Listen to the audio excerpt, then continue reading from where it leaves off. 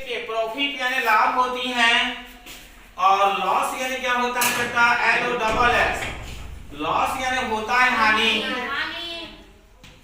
ये पार्ट बहुत बेहतरीन पार्ट है और इसको मैं आपको ऐसे पढ़ाऊंगा कि आप कोई भी कंपटीशन परीक्षा में अगर ये क्वेश्चन आता है यहाँ से आप तुरंत बना लोगे, बाएं हाथ खेल, बस हम समझना है, ऐसे ट्रिक बताऊंगा आपको। ठीक, हमको लाभ और हानि कब होती है, जब हम किसी वस्तु को जब तक खरीदेंगे नहीं और बेचेंगे नहीं तब तक हमको लाभ और हानि नहीं होगी।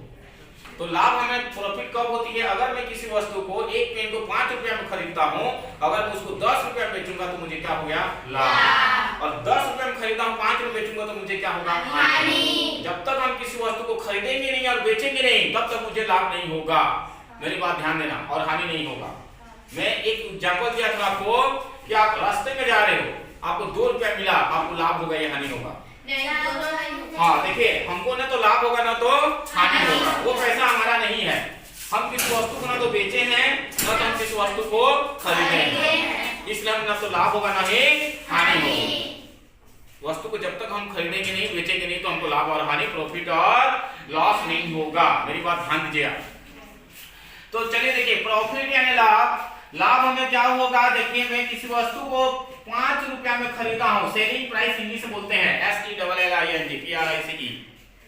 5 रुपया में खरीदा हूं, मैं कितने में बेचा उसको, क्रय मूल्य यानी कॉस्ट प्राइस 10 रुपया में बेचा हूं, तब मुझे क्या हो गया,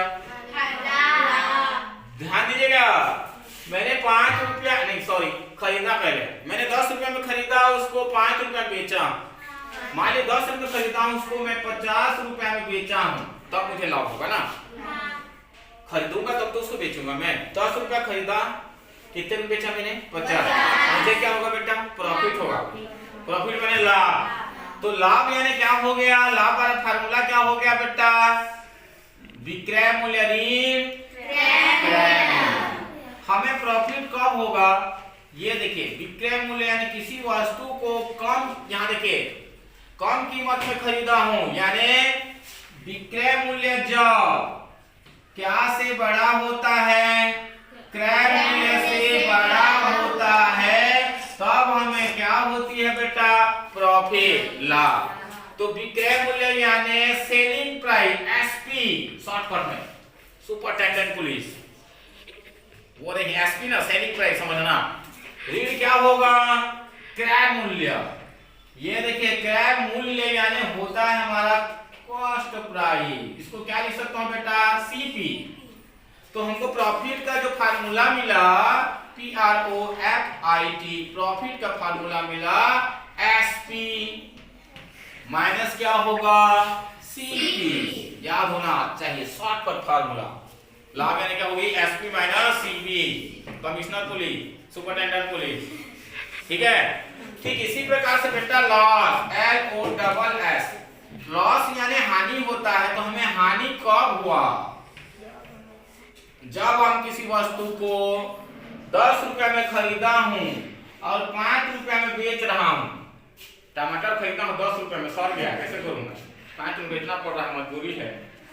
अभी टमाटर कीमत कम हो गया 10 रुपया, मतलब बाजार में ज्यादा उपलब्ध हो रही है। 10 रुपया खरीदा है 1 किलो टमाटर को, 5 रुपया बेचूंगा, सड़ गया था पूरा, तो मुझे हानि होगा या लाभ होगा, हानि होगा। तो लॉस हानि भी बराबर क्या होगी बेटा, किसमें किसको घटाएंगे, क्रय मूल्य।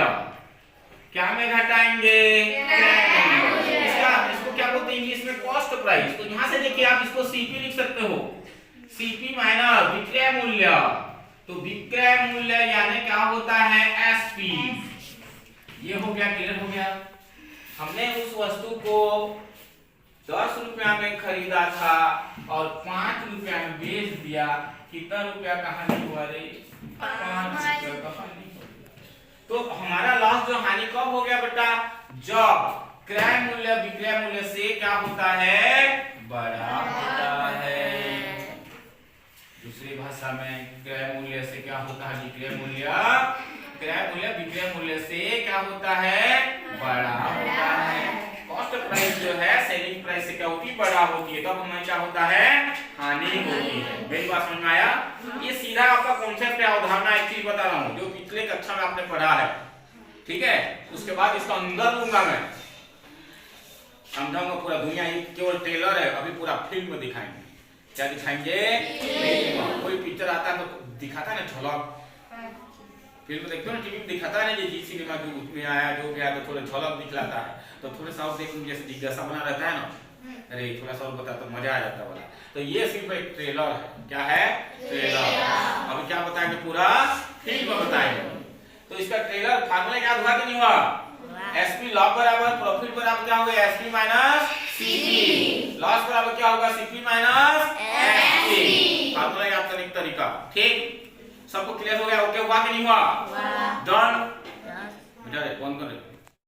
उसमें क्या शब्द बोला हूं मैं? अगर मान लीजिए कुआं शब्द आता है या नल आता है या पाइप आता है तो आपका बेलन है। तो सवाल है 14 मीटर व्यास, तो व्यास दिया यानी यहां से व्यास बराबर दे दिया हमको 14 मीटर। ठीक, अब व्यास दिया हमने, त्रिज्या क्या होती है? व्यास का आधा, त्रिज्या बराबर हमको कितना मीटर मिल गया? 7 मीटर। ठीक है, अब गहरा कुआं का आयतन मतलब बेलन का आयतन, ये हमारा कुआं है, इसकी व्यास दे दिया हमारा 14 मीटर है, इसकी त्रिज्या कितना हो जाएगी? उसके आधा 7 मीटर है। अब हमें गहरा कुआं खोदना है, h बराबर 25 मीटर है, गहरा कुआं खोदना है, मतलब हम उसको क्या निकालेंगे? अब एक शब्द और जोड़ता है इसमें घन मीटर बोला है कि 25 मीटर गहरे कुएं को खोदने पर कितना घन मीटर मिट्टी जो है निकलेंगी, यानी समझ जाना घन मीटर यह बताता है कि उसका आयतन निकलना है। तो गहरा कुआं का आयतन बराबर होता है बेलन का आयतन। बेलन का आयतन क्या होती है? पाई आर स्क्वायर एच। पाई का वैल्यू रखा मैंने यहाँ पर 22/7 गुणित आर का मतलब 7 का स्क्वायर गुणित h यानी क्या हो गया? 25 घन मीटर। अब यहाँ से क्या मिला? 22/7 गुणित 7 गुणित 7 दो बार गुणित 25, एक साथ कैंसिल हो गया, 22 गुणित 25 बचा, यहाँ से 7 बचा, इसको गुणा के हमने 25 दूनी 50, 25 दूनी 50 और 5 55 गुणित क्या हो गया? 7 गुणा के 7 शून्य 7 में 35 5 3 7 पंचे 35 3 38, ये हो गया हमारा घन मीटर आयतन। अब सवाल करता है इस कुएं के अंदर को प्लास्टर करवाना है, करवाने में 3 रुपये प्रति वर्ग मीटर की दर से कितना खर्च आएगा? तो जहां शब्द प्लास्टर करने वाले आएगी यानी हम इसका पूरा एरिया निकालेंगे कुआं का पूरा, ये हमारा कुआं है अंदर का वक्र पृष्ठ, उसका क्षेत्रफल हमको निकालना है। ठीक, तो कुएं के अंदर से प्लास्टर करने पर यानी समझ जाना बेलन का वक्र पृष्ठ होगी। तो बेलन का वक्र पृष्ठ क्या होता है बेटा? आपका 2 पाई आर एच। तो जो हो गया पाई का मान 22/7, आर का मान त्रिज्या दिया 7, h बराबर 25, इसको हमने हल किया, साथ ही साथ कैंसिल, 22 गुणित 44 और ये मिला बेटा 25, मात्रा क्या होगा? वर्ग मीटर। ठीक, सेंटीमीटर रहेगा तो वर्ग सेंटीमीटर लिखेंगे और मीटर रहेगा तो आप वर्ग मीटर लिखेंगे। 25 चौक 100 हो गया, 10 बचा बेटा, 25 चौक 100 10 110, ये हो गया वर्ग मीटर। तो प्रति शब्द जोड़ा है, यहाँ पर देखना, एक के लिए 3 रुपया प्रति वर्ग मीटर खर्चा होती है, तो इतना वर्ग मीटर में कितना खर्चा होगा? किससे गुणा करेंगे? 3 से, तो कितना रुपया हो गया? 3300 रुपये खर्च हो गया, 3300 रुपये खर्च हो गए। समझ में आया सबको?